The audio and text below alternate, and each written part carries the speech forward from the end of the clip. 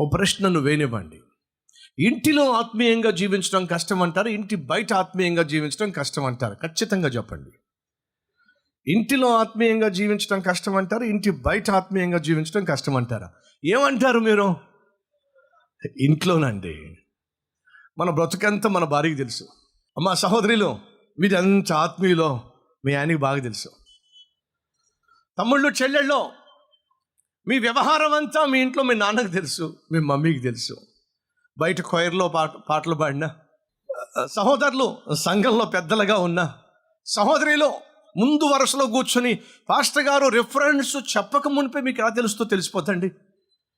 Pastor గారు reference చెప్పక మునిపే, పూర్తి చేయక మునిపే, ఆ ప్రియులారా ఈరోజు నేను ఆది కాండము 1వ అధ్యాయము ఆది యందు దేవుడు, అంత స్పీడ్గా బైబిల్ తెరిచేస్తారు మీరు. మీకు ఎలా తెలుస్తో తెలియదు కానీ నాకు. కానీ మీరేమిటో, మీ ఆత్మీయత ఏమిటో ఇంటికి వస్తే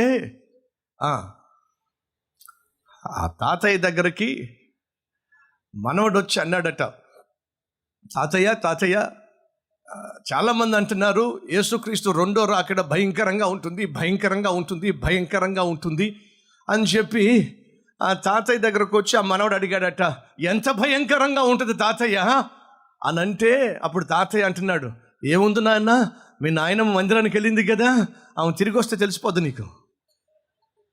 ఏంటి తాతయ్య నువ్వు చెప్పేది? అదే మీ నాయనమ్మ ఇంటికి వస్తే యేసుక్రీస్తు రెండో రాకడ వచ్చినట్టే.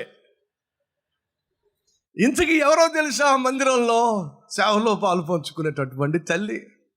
ఇంటికి వస్తే మాత్రం భర్త ఏమో పిల్లి, ఆమెమో పులి. అడుగుతున్నా, అసలు సిసలైన ఆత్మీయత ఎక్కడ? ఇంట్లోనేనండి. నీ భర్త నిన్ను ఆత్మీయురాలుగా గుర్తించకపోతే నీ ఆత్మీయత వృధా. నీ భార్య నిన్ను ఒక ఆత్మీయుడిగా గుర్తించలేకపోతే నీ ఆత్మీయత వృధా. నీ కుమారుడు, నీ కుమార్తె నిన్ను ఒక ఆత్మీయమైన తల్లిగా, తండ్రిగా వారు గుర్తించలేకపోతే నీ భక్తి వృధా. అందుకే దేవుడు అన్నాడు, మీరు యెరూషలేములో ఎదురు చూడండి, నేను వెళ్ళిన తర్వాత పరిశుద్ధాత్మ దేవుణ్ణి పంపిస్తాను. ఆయన వచ్చినప్పుడు మీరు శక్తి పొందుకుంటారు. శక్తిని పొందుకున్న మీరు మొదట యెరూషలేములో నాకు సాక్షులుగా జీవిస్తారు. అడుగుతున్నా, ఎంతమంది ఇంటిలో సాక్షులుగా జీవిస్తున్నారు? సేవకులు అడుగుతున్నాను, ఎంతమంది మీ భార్యలు మిమ్మల్ని నిజమైన సేవకునిగా గుర్తించగలుగుతున్నారు? ఎన్నెన్ని సందర్భాల్లో మీ ప్రవర్తనను చూసి, మీ మాట తీరును చూసి, మీ ఆలోచన విధానాన్ని చూసి ఎందుకయ్యా దిక్కుమాలిన బోధలు? ఆ స్టేజ్ మీదకి వెళ్తే మాత్రం ఏంటండి దులిపేస్తాడా? ఇంట్లో ఆమె దులిపేస్తాయి, ఈయనేమో సంఘాన్ని దులిపేస్తే ఇంటికి వెళ్ళిన తర్వాత భార్య ఈయన దులిపేస్తూ ఉంటుంది. ఎందుకని? బ్రతుకంతా తెలుసుగా. అడుగుతున్నా, ఇదేనా ఆత్మీయత అంటే? ఇదేనా మన సాక్ష్యము? ఇంటిలో సాక్ష్యం లేకపోతే ఇంకెక్కడ సాక్ష్యం ఉంటే మాత్రం ఏం లాభం అండి? ఈరోజు మొదటిగా దేవుడు కోరుకుంటుంది, దేవుడు తెలుసా, మొదట నీ ఇంటిలో నువ్వు సాక్షిగా జీవించు. మొదట నీ ఇంటిలో నీ కుమారులు, నీ కుమార్తెలు చెప్పగలగాలి, మా మమ్మీ అద్భుతమైన ఆత్మీయురాలు, మా డాడీ అద్భుతమైన ఆత్మీయుడు. మీ భార్య చెప్పగలగాలి, నా భర్త అద్భుతమైన ఆత్మీయుడు. నీ భర్త చెప్పగలగాలి, నా భార్య అద్భుతమైన ఆత్మీయురాలు. దేవునికి భయపడేటటువంటి వ్యక్తి, దేవుని చిత్తము చేయాలి ఆశించే వ్యక్తి, తను ఏమైతే బయట కనిపిస్తున్నాడో అలాగే ఇంటి లోపట కూడా అలాగే జీవిస్తున్నాడో అని చెప్పగలిగితే ఎంత బాగుంటుంది. అడుగుతున్నా, ఇంటి బయట నువ్వు భక్తుడివే, మరి ఇంటి లోపట ఏమిటి చెప్పండి?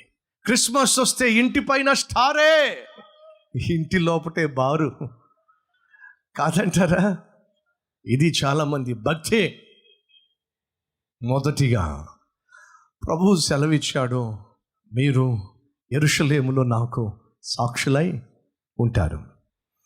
ఆ తరువాత యూదయ అనగా మన బంధువులు, మన బంధువులు చెప్పగలగాలి, ఇతడు అద్భుతమైన ఆత్మీయుడని. నువ్వు ఒక శుభకార్యానికి వెళ్ళినా, బంధువులు నలుగురు కలిసినప్పుడు నువ్వు వారితో కలిసినా వాళ్ళు చెప్పగలగాలి, ఎంత అద్భుతమైన ఆత్మీయుడు, ఎంత అద్భుతమైన ఆత్మీయురాలు. ఆ తరువాత సమరయ, మన చుట్టూ ఉన్నటువంటి గ్రామస్తులు కావచ్చు, వీధిలో ఉండేవాళ్ళు కావచ్చు, వాళ్ళు చెప్పగలగాలి అద్భుతమైనటువంటి వ్యక్తిత్వం, అద్భుతమైనటువంటి తత్వం, చక్కని మాట తీరు. మా వీధిలో, మా ప్రాంతంలో ఇలాంటి మంచి ఆత్మీయుడు మీరు ఎక్కడా చూడరు అని చెప్పగలగాలి. పరిశుద్ధాత్మ దేవుడు మనకు ఎందుకు కొరకు అనుగ్రహించబడ్డాడో తెలుసా? క్రీస్తును మన ద్వారా లోకానికి చూపించడానికి. అది ఆయన యొక్క ఉద్దేశం. క్రీస్తు రూపములోనికి మనలను తీసుకురావడమే పరిశుద్ధాత్మ దేవుని యొక్క ఏకైక ఉద్దేశం. నేను పరిశుద్ధాత్మతో నింపబడ్డాను, పరిశుద్ధాత్మతో నింపబడ్డాను, పరిశుద్ధాత్మను పొందుకున్నాను అని చెప్తున్నావు, కానీ కరెక్టే, కానీ ఏది ప్రేమ, ఏది క్షమాగుణం, ఏది తగ్గింపు తత్వం, ఏది సహనం, ఏది దీర్ఘశాంతం, ఏది దయాలుత్వం, ఏది మంచితనం, ఏది ఆశా నిగ్రహం? పరిశుద్ధాత్మ పరిశుద్ధాత్మ గంతులు వేస్తున్నావు, కానీ అడుగుతున్నా ఏదే? ప్రభువు కొరకు నేను సాక్షిగా జీవించాలి అనే తాపత్రయం ఏది? ప్రభువు కొరకు నేను సాక్షిగా బ్రతకాలి అనేటటువంటి జీవిత విధానం ఏది? ఇంతకీ సాక్ష్యం అంటే ఏంటో కాస్త ఎప్పుడు ఆలోచన చేశారా? అసలు సాక్ష్యం అంటే ఏంటో తెలుసా? కోర్టులో సాక్షిని ప్రవేశపెట్టండి అంటారు.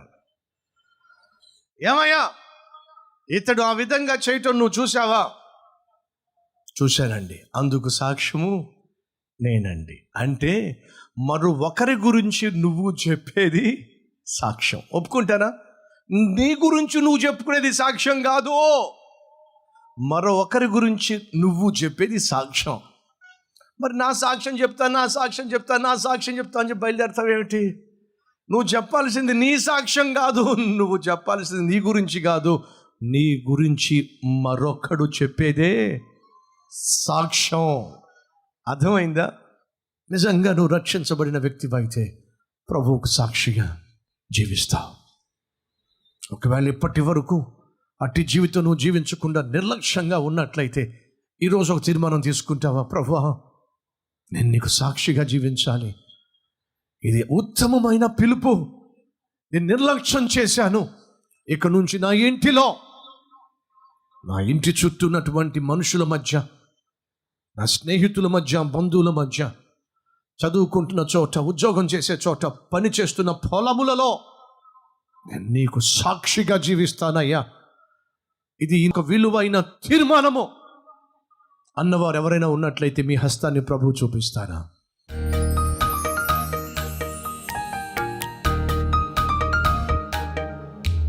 పరిశుద్ధుడైన తండ్రి, బహుసూటి అయిన స్పష్టమైన పరిశుద్ధాత్మ దేవుని ప్రేరేపణతో అందించిన ఈ సూటి అయిన వర్తమానాన్ని బట్టి మీకు స్తుతులు స్తోత్రాలు చెల్లిస్తున్నాను. ఎవరెవరైతే నాయన రక్షించబడ్డారో వారు నీ ఆత్మను కలిగి ఉన్నారు గనుక వారు సాక్షులుగా జీవించాలి. నీకు సాక్షులు ఇంటిలో, ఇంటి బయట, ఉద్యోగం చేసే చోట, పొలములో, చదువుకుంటున్న చోట, సంఘములో, బంధువుల మధ్య, స్నేహితుల మధ్య జీవితములను మార్చే దేవుడు ఉన్నాడు అని వారి జీవితంలో మార్పును కనపరుస్తూ నిన్ను ఘనపరిచే జీవితం ప్రతి ఒక్కరికి దయచేయమని. మా భక్తిని మా ఇంటిలో ఉన్నవారే గుర్తించలేకపోతున్నారు, మా ఆత్మీయతను మా చుట్టూ ఉన్నవారే గమనించలేకపోతున్నారు. కారణము మాలో అంతంత మాత్రము భక్తి కనుక. అలా కాకుండా ఇక నుంచి నాయన అద్భుతమైన ఆత్మీయత కలిగి నిన్ను మహిమపరిచేటటువంటి జీవితము కలిగి జీవించే భాగ్యం ఇవ్వమని యేసుక్రీస్తు నామం పేరట వేడుకుంటున్నాము తండ్రి. ఆమెన్.